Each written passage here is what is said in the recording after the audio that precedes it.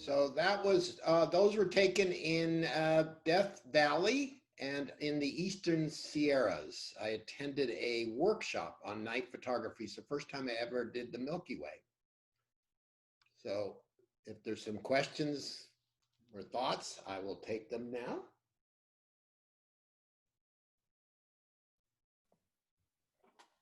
I'm not seeing any right now. Do you want to continue on?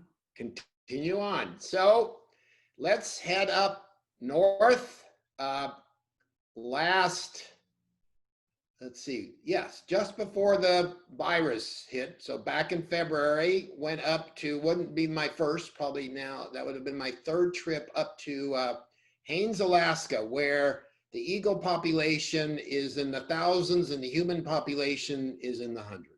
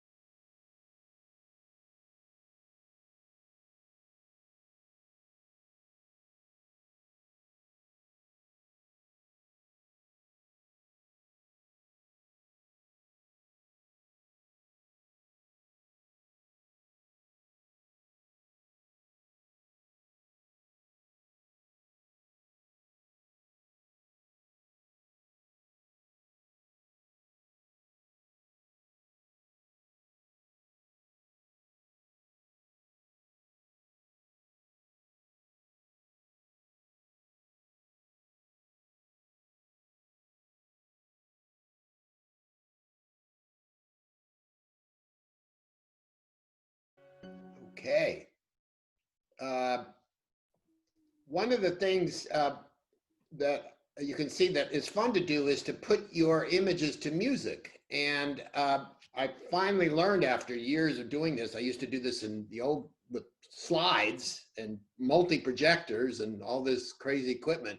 It's so much easier now to do it. You can, with things like iMovie, you can do this very quickly, and it's just a wonderful way of presenting images. I always feel like one image isn't enough. So find some music, and usually music tracks are anywhere from 3 to 4, 5 minutes. So it's just the right length. More than that, people start losing interest. Things get a little bit redundant, repetitious. But there you have it. So we have a couple of questions. Sure, go ahead.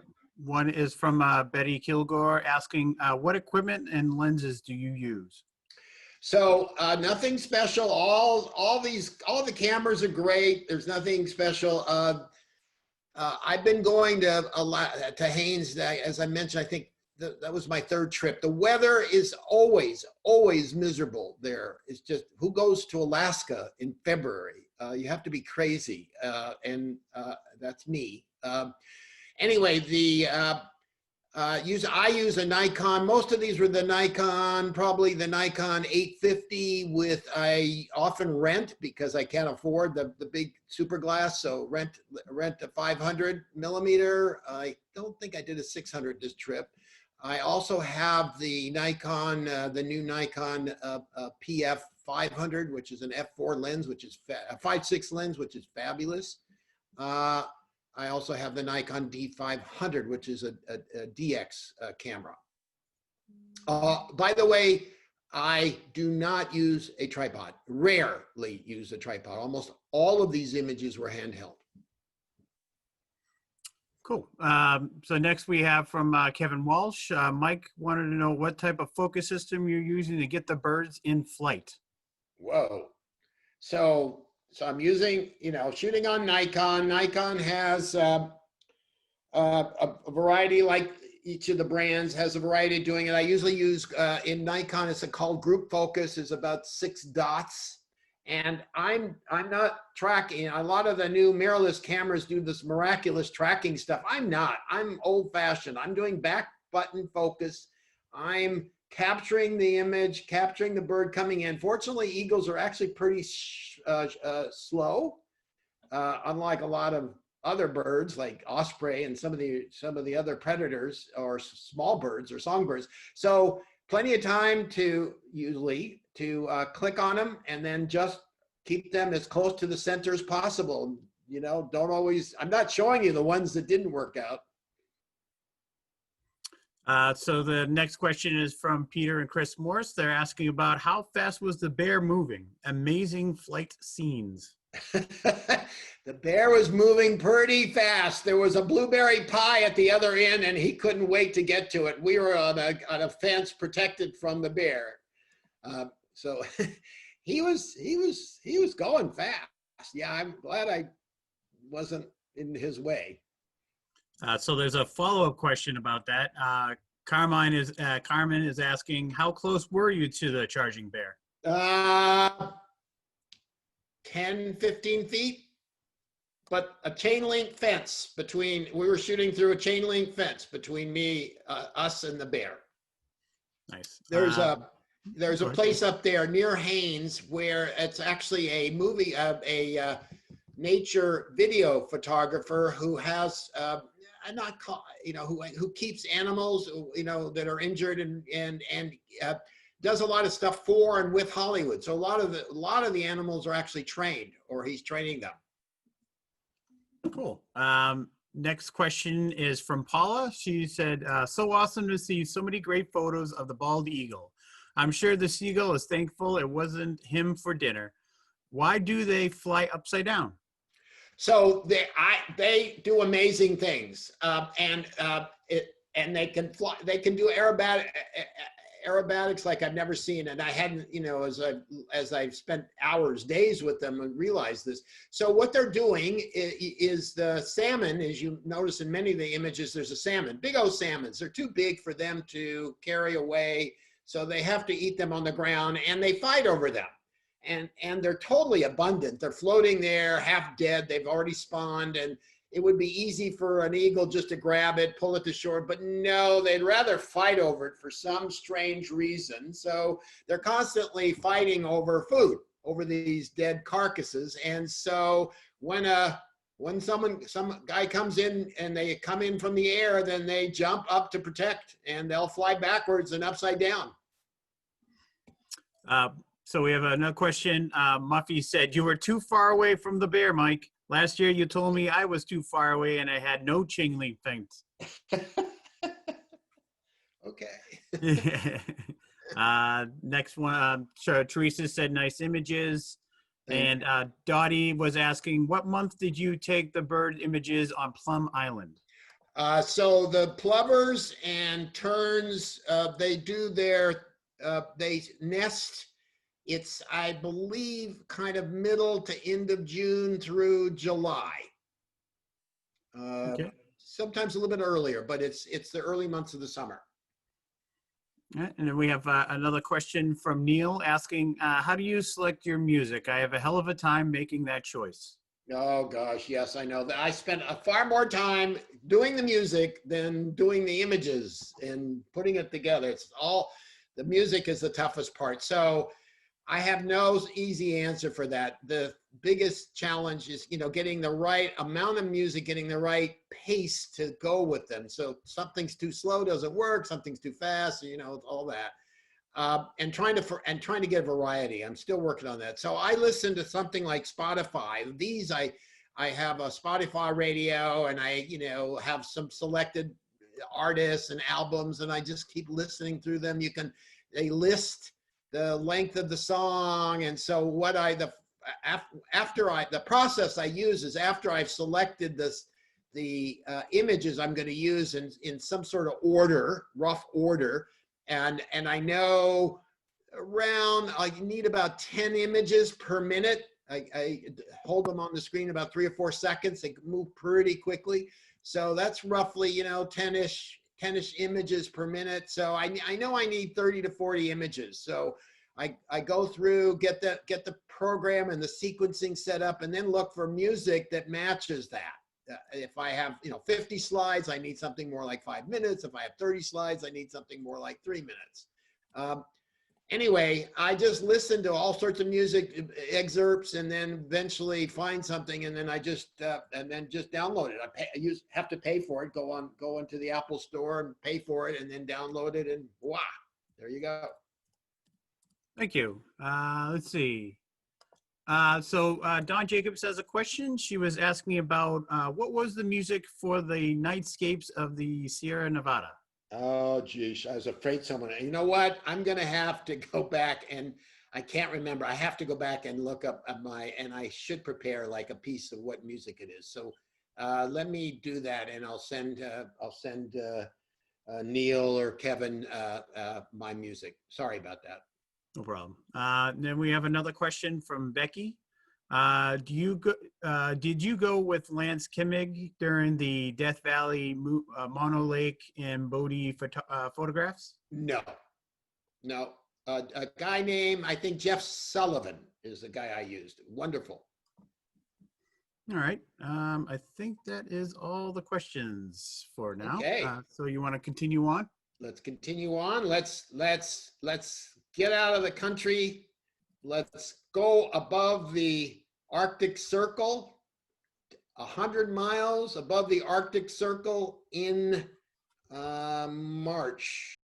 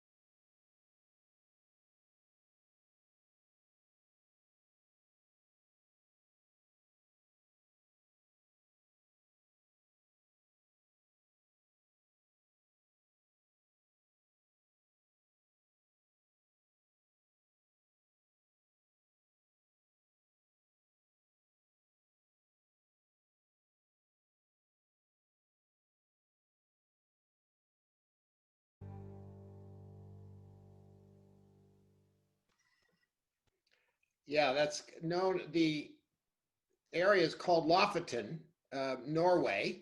As I mentioned, 100 miles above the Arctic Circle. Takes forever to get there.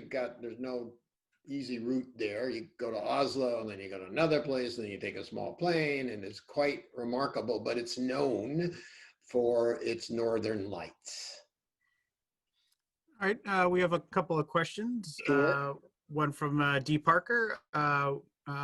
What is the current music? Beautiful images. So they were wondering what was the music you used for the background. Well, same. Same question. Same answer. I'll get back to you on that one. All these hard questions. I wasn't expecting No, that. I know. I was thinking about. I bet people are going to want to know about the music. Yeah. By the way, half of these are brand new shows, never before seen in the public. Oh, excellent. Peter, and mostly these are comments. Peter Moore said that wasn't long enough. Teresa said breathtaking. And then Kevin Walsh is asking, what kind of exposure do you use for the Northern Lights? Northern Lights. So it's pretty much standard as you would do the Milky Way. 30 seconds, wide open. And then, however, the Northern Lights can get very brighter than the Milky Way. So you can cut your ISO. Usually ISO is like 3200. You might cut it down. You really can play with the exposure and the length. But same rules as in Northern Lights. You don't want to hold the camera open too long, or you'll start getting the stars will start distorting because of the rotation of the Earth. But generally you start 30 seconds, wide open, 3200, and then take it from there. Though that particular night, most of those images were done in one night. We were very lucky. We had pretty good conditions, and it was what they call a magnetic storm.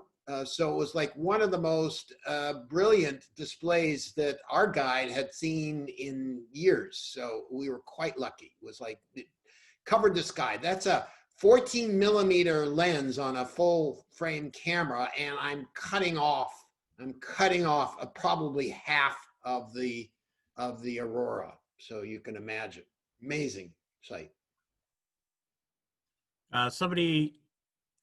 Some anonymous attendee said that was a porcelain doll by Helen Jane Long. Oh, thank you.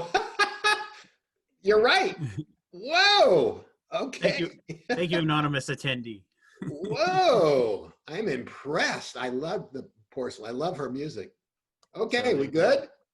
Yep. Just more positive comments. Wow, those were extraordinary. Carmine said it was beautiful. Thank you. Thank you, everybody. And some people suggested if you want to find out about the music, check out Shazam for the music. Oh, okay. You're finding out that way. So Shazam is like a. It's a music app that you can actually hold up for music that's playing, and it detects. Oh, okay. Oh, I got it. Yes, that's maybe how the other one was detected. Very good. Great idea. Yes, I have them back. I have to go back to the source, but they're there. Yeah. So, okay. Does anybody have any more questions, or we want to continue on? Continue on. We're doing good.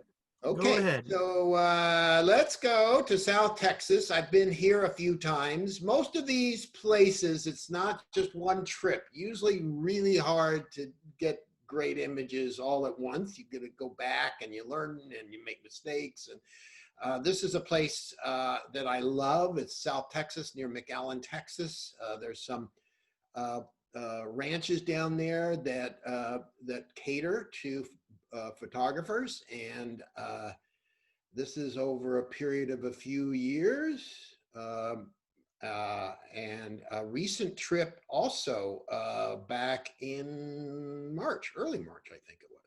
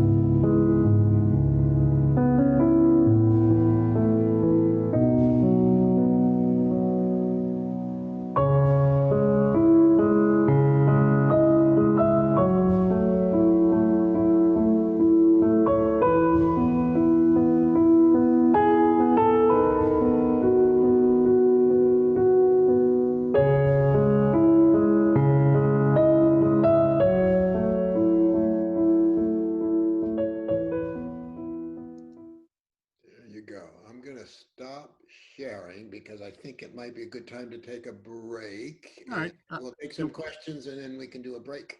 Yeah, absolutely. All right. We have first question is from Henry Winkleman. Were you at Hector's ranch? If yes, he spoke at Greater Lynn last night. Recognize the birds. Yes, yes, and yes. I know Hector. I knew Hector when he was just beginning. So yes, I was one of the first from New England, I think, to get down there. This is because I had heard about them from Art Morris. So yes, yes, yes on all that. Hector is amazing. It's my hero, my guide for what makes a great wildlife photographer. All right. Then we have a question from Neil. Can you repeat the locations of the photos from the video? Repeat the. You mean for this last one where Yes, there's the ones. yes. You want to go. It's called Santa Clara Ranch, and it's outside of McAllen, Texas. There's also another one called Laguna Seca, also very good, a little bit different nearby as well. So two places, one called Santa Clara Ranch, the other one called Laguna Seca, S-E-C-A. You seem to be getting a lot of compliments on the music that you choose. Oh, good. Thank you. Yes, that's the hardest one. Yes. Yeah. What time of the year were the images taken? Well, various times, but mostly in let's see, I would say about a third of those, particularly the cardinals and the berries, those were done in February, March of this year, recently. I have some of the Caracara, some of the other ones were done in the summer, not the time to go, 105 degrees out there. I showed up for some reason. I actually have work down there at Texas A&M, so I was not that far away. But yeah, mostly kind of early winter. That's I guess more late winter, February, March. Yep, for the videos. So last summer, I ventured out to Colorado to do wildflowers. So this is a brand new show. I've never there's been a few tonight, and so we'll see how this one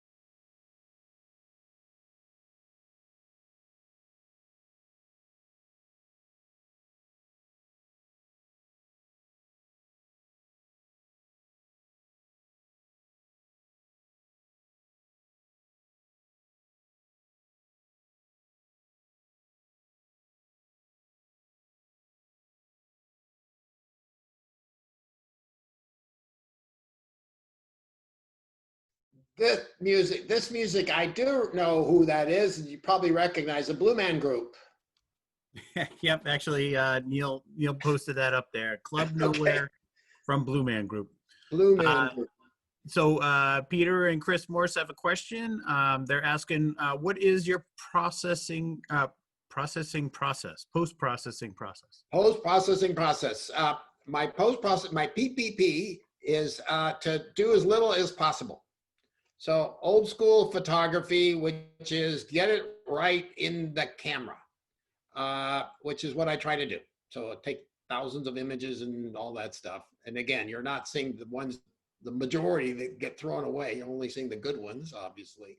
But I use Lightroom, and I go through pretty much top to bottom on Lightroom and do, I would say 80, 90% of all of my editing and just, tightening up and playing with the sliders around shadows and highlights of color, temperature, just the basic stuff in Lightroom. And then usually if they're going to go into a show or a competition, then I'll head over to Photoshop and do a little bit more fine tuning. I'm just getting into what's called luminosity mask and all the complexity that goes with that, which allows you to really get really unbelievable detailed and subtleties. I'm enjoying learning that, and there's a little bit of that in here. But again, the quick answer is mostly Lightroom, a little bit of Photoshop. Cool. Let's see. Becky wrote all my favorite things: columbines, mountains, waterfalls, spectacular clouds, and skies. Thank you. Thank you. So, all right. Do you want to continue on? I do. All right. Okay, let me think. Do I do? All right. The next three is meant to be my finale, and they're quite different. I think I'll start with this one. This one is pretty different. This is something that I had seen pictures of, and I said, I got to do that. So I did 2 years ago. And it's the equivalent to, it's called Carnival. It takes place in Venice, Italy. Takes place in, gosh, when is it? October, November, I believe. And it's their equivalent to Mardi Gras, but it's much older. And quite something. So I'm sure there's going to be tons of questions on this one. Enjoy it. A little different.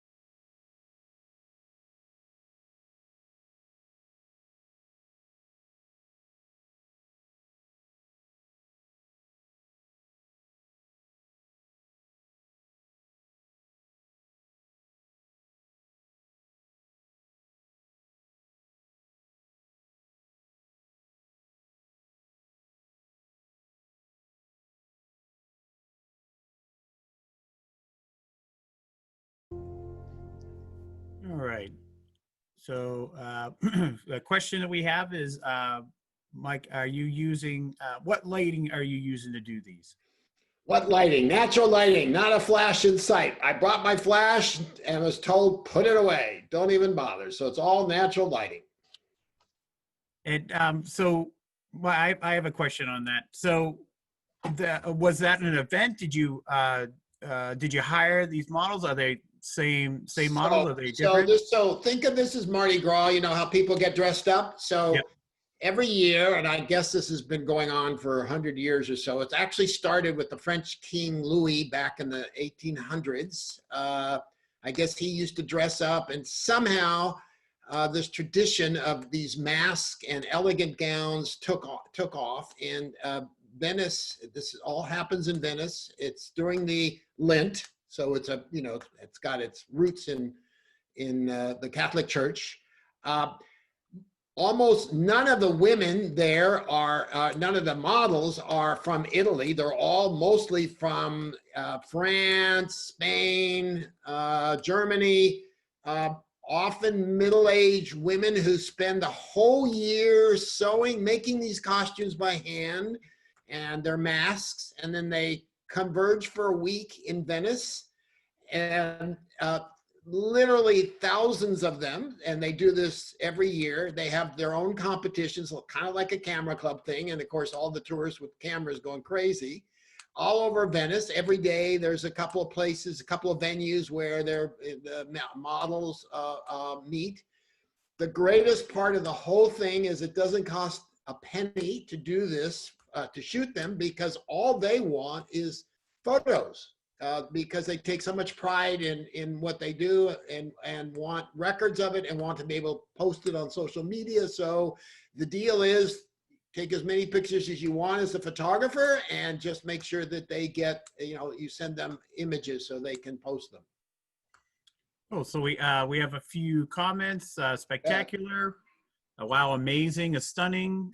We have a question from Becky saying, can you explain how you were able to take all these amazing photographs of all the beautiful outfits and in all of these different places? Yes. So as explained, so this is, you can do this. You show up in Venice, make sure you get a place to stay, lodging, and show up, and this happens for a week, and it's all over the city. And Venice by itself is magical, but combine these crazy costumes with that, it's quite something. So it's not hard to do. I was on a tour with I'll remember his name in a second. We stayed at a cute little Italian pension right near the center of the city, and we went out all day long. And then you can arrange with the models to have them do indoor sittings for you. And so we did some in our little hotel, which sort of, probably 200, 300-year-old hotel. And we did some in a hotel, which was formerly a palace. So some of those last images were done in this beautiful hotel, formerly was a palace. And it's just, wow. So we have a question from Henry Winkleman. Yeah. What was the name of the building? Were you at the photo shoot? And what was the normal use of the building? So as I said, the last one was shot in a hotel. And then all the other ones were just all usually outside in the public spaces. In the piazza, I forget the name of, the one that keeps flooding, which by the way, I was lucky I was there. This is like 3 years ago, because the year after that, it flooded. Venice really took it on the chin. And then of course, COVID. So these images, I'm sure they had to postpone them in the last couple of years. San Marco. Thank you. You're welcome. San Marco, Plaza San Marco. Yes, a lot of them were right around there. Yep. Paula said, awesome. I love Italy, and you just gave me my Halloween costume idea. It's done before Lent to celebrate before having to fast for 40 days. And she also asked she would love a copy of this photo essay. Oh. So I'm sure like what we'll do is we can also promote your websites anything that you might want to promote at the Yeah. end. Yeah, we should probably, you should walk me through how secure it is. Will people, anybody in the world is there only for members? Oh, for the Zoom Yeah, recording we're doing right recording, now. yeah, This yeah. is only for members. Okay, great. This is only for members. Yeah. Thank you. All right. Yeah. Muffy is also asking if you think of the name of the tour, please let us know. Thank you. Zimmerman. I forgot his first name. There are a number of them. He was rather expensive. Gosh, what's his first name? But look up Zimmerman. Z-I. He's an amazing photographer. His stuff is beautiful. I'll think of his first name in a second. D. Parker was asking what lens you primarily use. Well, depending on the subject matter. So this last set were probably mostly my 70 to 200. Occasionally, with 24 to 120. That's all I needed. Yeah, and so, let me take that back. The 24 to 100 or 120, but also in a few cases the 14 to 18. Very handy. Nancy Santry was asking what month does this festival happen? I'm assuming in February, correct? It's February, yes, right around the same time as Mardi Gras, right in the middle of Lent, whenever that occurs. Henry Winkleman has said Bobby Lane and Lee Varis do an annual tour to Venice Carnival. Yes. And I think less expensive than Zimmerman's. Cool. Let's see. And you also can do this on your own. I mean, you just got to make sure you have a place to stay and all that, but it's really, there are thousands of people there taking pictures and none of them are on tours. It's just, it's all available. Neil is asking for clarification. Is it Ron Zimmerman? No. I'll think of it in a second, or I can Google it while you guys are watching the show here. Okay. All right. So do you want to get to the next video? Yep. Got 2 more to go. They're short. So this is a brand new one here. This is the fish hawks of Maine, also known as osprey. I go and have gone for now half a dozen years. Up to Dharmascotta, Maine and beyond, and hang out with these guys.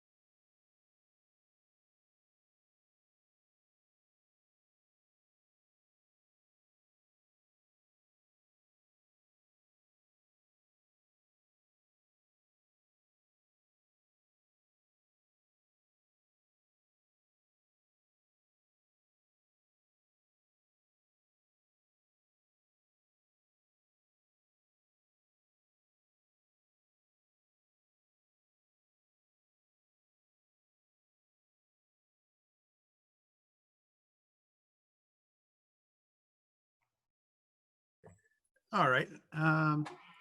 Anybody have any questions? Before anybody asks any questions, going back to the Carnival video, Yes, yes. I think some of us missed actually what lenses did you use for those? So mostly, the 70 to 200, probably that, maybe the 24 to 120. This is Nikon. And then some of the, really close in shots, super wide angle, that's the 14 to 18. Cool. Thank you. So does anybody have any questions for the last video at all? Okay. Ready to go? You, nope, I guess not. So you have one One more? more, and this will be One the more. final one. This is from. Oh, I'm sorry. Actually, somebody is asking a question Yep, about the go last ahead. video. They were asking, where were you? Where was the shots taken? So that's up near Dharmascotta, Maine. There's a place called Warren, Maine. That's also very good, but it's mid-coast Maine. Were you on a boat? Nope, Okay. right on the shore. Hours and hours, nothing happening, and then they dive, and then something happens. Gotcha. All right. If you want to go ahead. Yep. So this is a trip I took now 3-4 years ago, I guess, maybe even longer, as I think about it. So Myanmar, also known as Burma, is next to Thailand. I was doing some work in Thailand and decided to take a trip over to nearby Myanmar. Myanmar had just opened up to the west. You couldn't even go there if you were from the west because of the regime, but they had opened up and pretty much just starting to develop, or were starting to develop. I think they're much further along now, but quite amazing, a way to go back in time.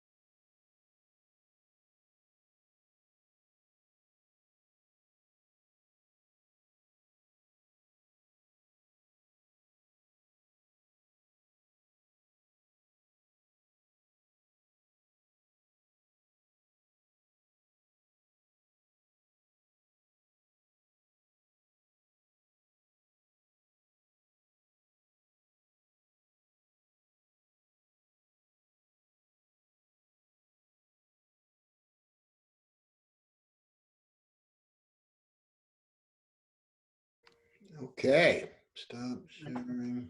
So we're going to open up the questions. So Peter and Chris Morris have a question. How long were you there? Which part of Myanmar were you there? Okay, how long was it? About a week, maybe 8 days. I was in a couple, 3 different places, Lake Eno, Bagan, which is where all the great lighting is. And where was I? There was another place, but much of it was in Bagam and in Lake Eno. Cool. Then we have a couple of compliments. One from Nancy Santry said, "Thank you, Mike. I enjoyed your presentation. Beautiful Thank you. photographs." And then Peter and Chris Morris said, "Beautiful portraits of the people." Great. Anybody have any more questions or anything like that? So so Jim Zuckerman is the tour leader for Venice. I think I had said Zimmerman, but it's Zuckerman, Jim Zuckerman. Uh-huh. All right. Muffy said, "Thank you so much, Mike. Fabulous photos, great presentation." Janet McCourt said, "Oh my God, those were all award-winning photos. The portraits were awesome." Thank you. I love you guys. Every time I come down there, I get such reinforcement. Keeps me going. Thank you. So do you want to promote any of your personal sites? Anything that you're going to be doing? I'm just like rest of us, just doing this for fun and the love of it all, and particularly grateful to have an audience, because my family doesn't want to see these anymore. So I have to find new opportunities. If there's anything you can do, is let other clubs know I'm around. I have this program. I can do this stuff. I got like another hour's worth of other programs, so I can fill up quite a bit of space. That's great. I mean, you're on Facebook, correct? I'm on Facebook, yes. I Are you actually on, have a website. I'm still working with my son to get a photo website, but right now it's yeah, you can find me on Facebook. Excellent. And yeah, are you on like on Instagram or anything else? I am on Instagram, yes. All right, cool. I'm not posting a lot. I don't do a lot of social media posting, but I should probably do more, but I don't. Okay. So we have a question from Kevin Walsh. He was asking, was there a problem interacting with people who had not seen Westerners? Was there not at all. They're more curious. Most have. In Myanmar, I was pretty close to a lot of the popular tourist places. No, not an issue. A lot of places where they spoke no English, it was pretty hard to communicate for sure. But no, it wasn't much of an issue. Then we have another question from Becky. Did you do a photo tour from the last video? So when you went to Myanmar, did you have a photo tour? Well, not really. I was on my own. I do this a lot. I actually I think I presented this here. I do a lot of my own photo tours. Sometimes I just go on a photo tour, like with Jim Zuckerman's to Venice, because there's no way I could do that on my own. This one, I did a lot of research. I looked at where photo tours were going, and then I contacted local tour guides and local tourist companies and set up my own. And I was fortunate enough, I had my own guide and I had a driver, and the guide was very good. I asked for someone with experience with photographers, and so I was very lucky. Actually had 2 or 3 different guides, but this one was a do-it-yourself tour on my own. Cool. I think that is it. Mostly, great presentation from Carmine. Neil said we'll spread the word, Mike. Thank you. And that's pretty much it. So I'd like to thank you for coming on and giving of your time. And hopefully we'll see you again. Yes, I love coming to you guys. I love coming to you now virtually, but I used to love actually coming down there. May we foresee that happening in a few years. You can see the other ones that you didn't show tonight, but live. That would be Thank you. great. Thank you. Yeah, and any feedback you have for this as a show, as I think I mentioned, first time I've done it like this, so. I It think- worked out well. It really did. It was, Okay. it was awesome. Okay, this works. Okay. Yeah, it did. It worked out well. And, you know, Kevin is going to be sharing, if you don't mind, whatever presentations we have, or speakers, I should say, with NECC. Oh, They okay. have a speaker bank now, I guess. Yes, there is a group that meets, yes. Yeah, with but the no, NBC it's actually a bank that you can go online and see who all the speakers are. And I yeah. think all the camera clubs are going to be submitting names into there. Yeah, okay, please, yes, submit me. I should be more active, Well, we'll proactive. make sure that Kevin, you know, puts you in there. Okay. He or I, That's, you know. yeah. But yeah, sure, you're awesome. Those photos were great. They Yep. really were. Thank All you of very them. much. Thank you, guys. Have a good evening, everybody. You too, Mike. Thanks, care. Mike. Thank you for having me. Anytime. I hope you come back. I will. I keep coming back. It's been a long, And we like it. bye-bye.